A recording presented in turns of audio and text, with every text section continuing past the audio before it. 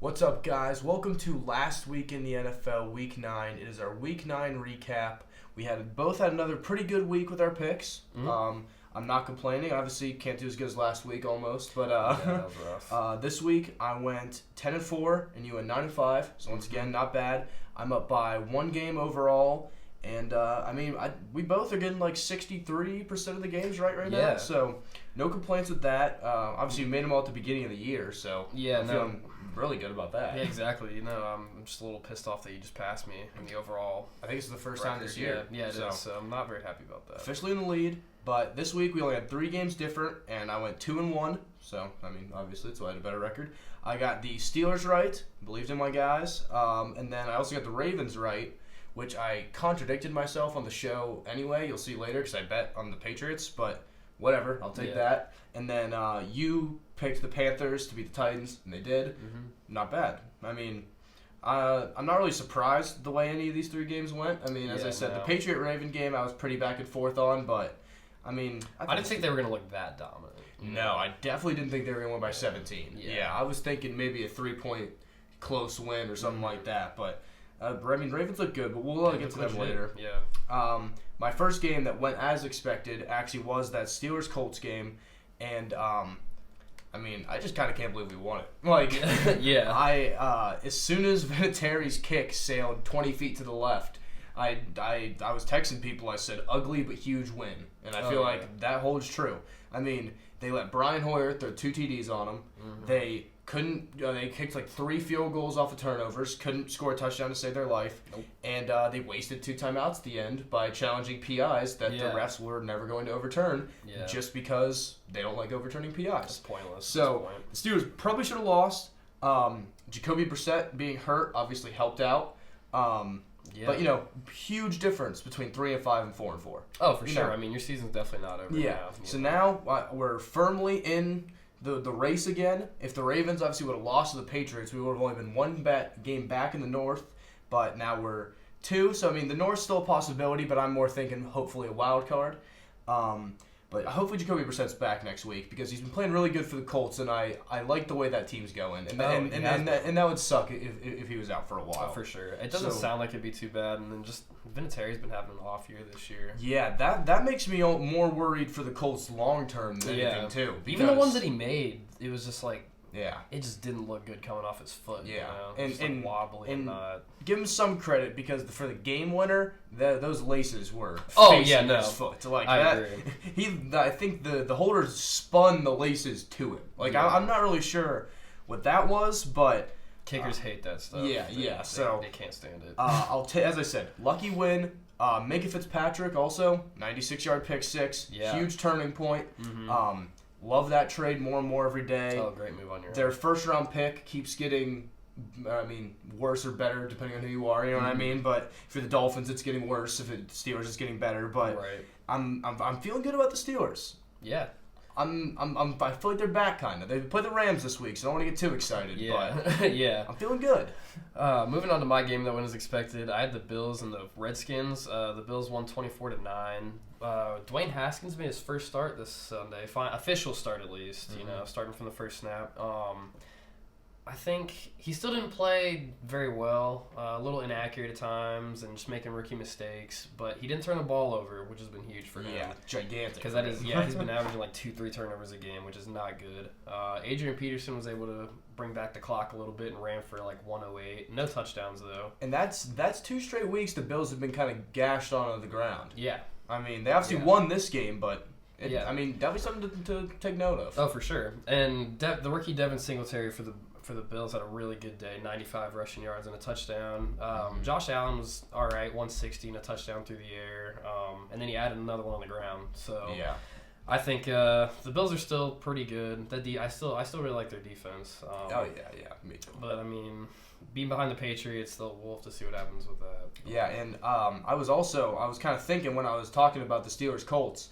These are 2 teams that you could see them fighting for that wild card spot, and the Bills are going to be right there with them. Oh yeah, I think those 3 teams for the 2 wild card spots, it would surprise me if 2 of those 3 don't end up with those spots. Yeah, for sure. Because the Bills, what are they, 6-2 now? Yeah, it's pretty good. Yeah, it's pretty impressive. Good. I think it's their best start since I think I saw like '93 or something like that. Jeez, back when they were making it to like 4 straight Super Bowls. So yeah, people very impressive for the Bills. Yeah, people our age weren't even born yet. Yeah. So right. that's pretty crazy. But another team that hasn't been good since we've been born. My game that did not go as expected.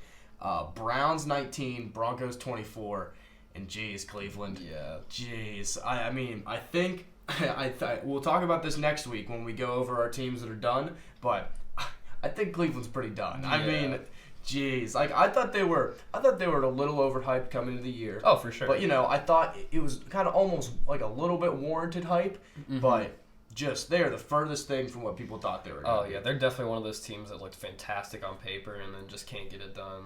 You can't build a team in free agency. Yeah, and also even before this week, I was still like, oh, they're super talented. They got a pretty bad draw at the beginning of the year. Maybe they'll still turn it around. This is a really talented team. After this game, though, no. Yeah, you can't lose to a quarterback making his first career start. Yeah, and like you just can't. I mean, that's a game that if you are a team that's going to compete for the playoffs, you have to have that one. Mm-hmm. And the weird thing is that I watched this game and I'm still kind of like, how did they lose? Like, it was weird. The Browns defense really disappointed me. They didn't play bad, but they couldn't make the critical plays. Yeah. You know what I mean? Like 4 dudes could have tackled Noah Fant on that 75-yard touchdown. Yeah, he's just breaking arm tackles. And then Phillip Lindsay had like 80 yards and he had like 2 30-yard runs. Like they were shutting them down, but then they were just breaking them. So not really sure what the Browns defense is right now. Baker needs to get himself together too. He's still continuing to struggle, and I think Freddie Kitchens just needs to get out of there as soon as possible. Mm-hmm. If I was the Browns organization, he would have been gone already. Yeah. But I mean, props to Baker Mayfield. Yeah. Finally threw more TDs than picks in a game. Yeah, Made it halfway through the season without accomplishing Did he throw a pick at all? No, he didn't. Yeah. First game without a pick also. Congrats, dude. Yeah, so big bounce back for Baker, even though they lost. And then also, shout out to the Broncos, low-key. Yeah. Their defense played really good. I mean, they shut down Nick Chubb. Baker was okay, but they didn't let him beat him with big plays. They had the big one to Callaway, and that was it. Obviously, Broncos are still probably done for this year, but big win for them. I like Vic Fangio as a coach, so get some more players around him, and I think they'll be fine. Yeah, good for the Broncos. Moving on to my game that didn't go as expected, the Dolphins beating the Jets, which I did not see coming at all. Yeah, I thought that getting Sam Darnold back would have helped the Jets, get a couple games off by now. Hasn't happened. I don't know. He's just continuing. Like, he put up good numbers in this game. He had a good percentage. He threw for 260. And then he had a touchdown, but he had a really bad interception at the end of the half. Really bad interception. Really bad. There's no reason for him to throw that ball at all. Just threw it right on the goal line. Pretty much ended the half. So I think the Dolphins are up 21-7 at half. Mm-hmm. Ryan Fitzpatrick came out himself a day. Fitzmagic came back to life in Miami. 3 touchdowns, 288 through the air. I just really, I'm just at a loss for words, really. What happened to the Sam Darnold we saw versus the Cowboys? Yeah. I mean, it's only been, 2 weeks since then? Yeah, 2-3 weeks? Yeah. Sam Darnold's played 3 games, since he came back, and there was the one against the Cowboys where he played amazing, and there's been 2 just crap fests where he looks bad. So I don't know what to make of Sam Darnold, and also with the Dolphins, I just don't understand why you start Fitzpatrick. I get that Josh Rosen is sucking, but he's the young first-round pick from last year. And also, if he sucks, you're tanking. They're literally they traded away all their good players. It's not like they still think they're trying to win. They are actively tanking, and now the Bengals are the number 1 pick. Yep. So, I don't know what the Dolphins are doing. They probably would have been better off to lose this game.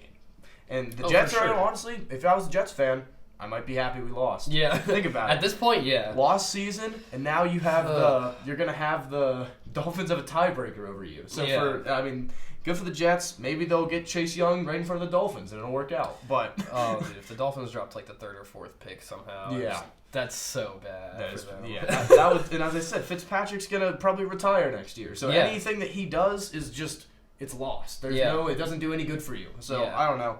Pretty weird, but moving on to our betting results.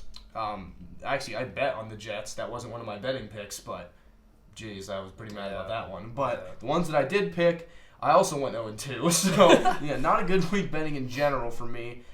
Browns and Patriots. I already talked about the Browns above.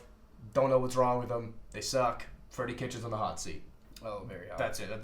That's all I have to say about that game now. Yeah. And then with the Patriots, I mean, in hindsight, it's always 2020, but I probably should have seen this one coming. Mm-hmm. In Baltimore, prime time, the Patriots have to lose eventually. Like, I get that they were like 8-0 and stuff, but like they're not going to go 16-0. Like, Harbaugh always plays tough. And that's true too. The Ravens always have a knack for playing those kind of teams tough. Mm-hmm. So I probably should have seen this one coming, but I just didn't expect Lamar Jackson to play as good as he did. No, I was waiting for him to throw an awful pick six. I was waiting for a sack fumble. I was waiting for something. Didn't happen. And it just never came. He played a really good game.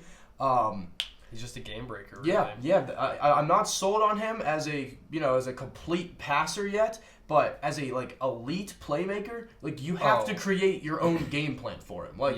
As I said, I don't know if it's going to work long term. I don't know if it's going to continue to work, but right now they have something special, and that dude is just hard to tackle. Oh, he is just hard. He's so hard to get on the ground. Ridiculous. Yeah. And then mixing him in with Mark Ingram in the backfield too. That's that power and speed thing. The run game is the read option on the goal line where the dude bites and Lamar could have. Yeah. I mean he kind of did dance in. It was. Yeah. Just when you have a threat like that, you have to account for it. Mm-hmm. No, exactly. I also went 0-2. We had our worst betting week to date overall. Luckily, I'm still positive overall. But I had bet on the Packers -3.5, and they just shit down their own leg, really. Dude, no comment about that. Yeah, I really don't know what to say about that one, so I'm going to leave it there. Jaguars, I also had it +1.5.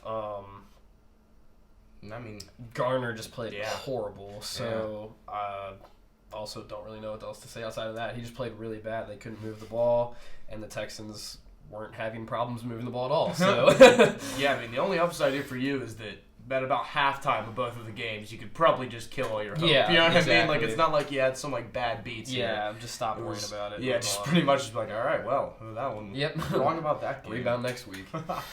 But moving on to our 4U losers, as I said, the Bengals now have the #1 overall pick, and now we're really getting to the time where people are just cashing out on the season. Where the Bengals are going to start Ryan Finley next week. If you're a Bengals fan. Why would you even watch? You know what I mean? You can watch to see the good players that you do like and stuff, but season's probably already over. You're probably looking at more mock drafts than more mock drafts than that. And the Bengals don't specifically need this guy, but maybe the Dolphins could use him, or the Reds. They have a running back, but whatever. The guy's Travis Etienne, the running back from Clemson. He had 9 carries for 212 yards and 2 touchdowns. Yeah, 23.6 yards per carry. I mean, so they played Wofford. Disclaimer, but I don't care if you're playing a high school team. 20 yards a carry, I'm gonna I have to pay attention. Yeah. So obviously he didn't play the whole game, because they were destroying them. It was 42-0 at halftime. Mm-hmm. But his TD runs, obviously both in the first half, were of 86 and 47 yards, and I mean. That he's just really fast. I mean, there's not a lot to say about Travis Etienne other than that he is really, really fast. His combine will be huge for his draft stock, depending on if he's, if he goes before Jonathan Taylor and DeAndre Swift or if he goes after them. So I can't wait to see what he runs, but he's really, really fast. And they couldn't catch him. As I said, it looked like they were playing a high school team. He was just running by these dudes. So, very excited for Etienne. Like a lot of the running backs, I say, a lot of them are real close right now. A lot of very similar. Just depends on kind of what you need, what you want. But first 3-ish rounds, maybe 2 to 3 is where I like him. Just as I said, speed and more speed is what he is. My guy that I went with this week was Jake Fromm, Georgia's quarterback. He played against Florida this weekend. He went 20 for 30 for 279 and 2 touchdowns, which is really eye-opening to me because he's been struggling the last couple weeks. He threw for 35 yards against Kentucky, which is awful. And then he had a 3-interception game that they lost against South Carolina.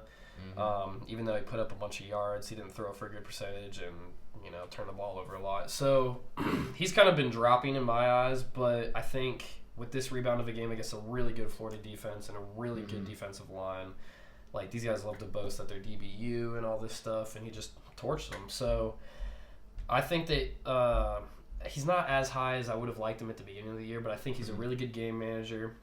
I think he's someone that can be like an on-field coach, kind of like a LeBron type. Obviously not as good as LeBron, but like that kind, like a guy that you feel good putting on the field, knowing that like he can make the right decisions and make the team go on the right path. But I think he's accurate when he needs to be. At times, I think he can definitely work on being more consistent. But I don't really know. He's just kind of dropping to me. But he did have a good game this week.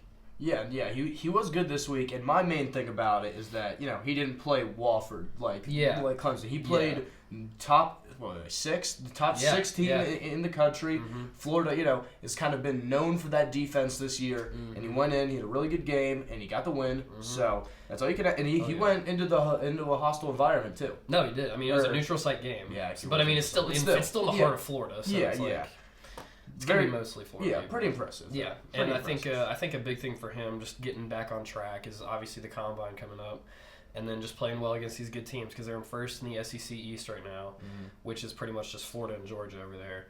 So if they continue to win out, they'll probably see Alabama or LSU in the SEC championship game, which would be really huge. See how he plays against those two good teams, and pretty much it's just gonna be how he plays the rest of the season.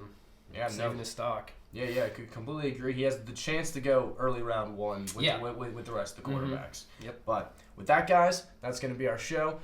Week 9's in the books. Looking forward to Week 10. We'll have our obviously Week 10 preview along with our Better Luck Next Year's. More teams that are done for the year. So look forward to that, and we'll see you guys later. Yep, see you.